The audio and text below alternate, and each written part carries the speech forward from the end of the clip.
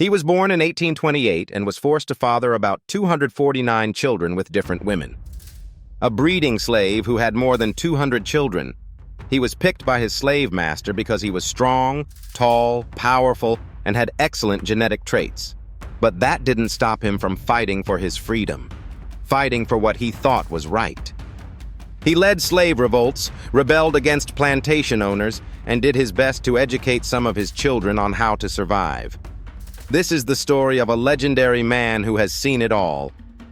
For 350 years, slavery was the core of Brazil's economy. About 40% of the 10 million enslaved Africans brought to the New World were taken to Brazil. For centuries, every African who came here became as a slave. Slaves were so crucial to the economy that they did all the work, everything, while the white Brazilians did nothing. This country was also the last in the Americas to abolish slavery.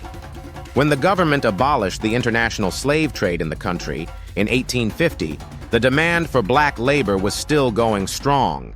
If enslaved women didn't bear enough children to replace old and dying workers, the Brazilian economy would have collapsed.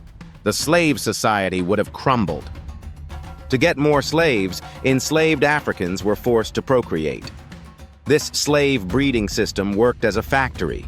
Enslaved Africans gave birth to more babies who would be born as slaves, so they could work on plantations or any job as free labor. Sometimes, slave breeders were used. At other times, slave owners would force women to make more slaves. One such breeding slave was Roque José Florencio, also known as Pata Seca.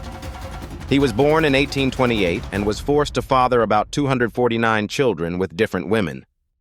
This made him a direct ancestor to about 30% of the population of Santa Eudoxia, São Carlos.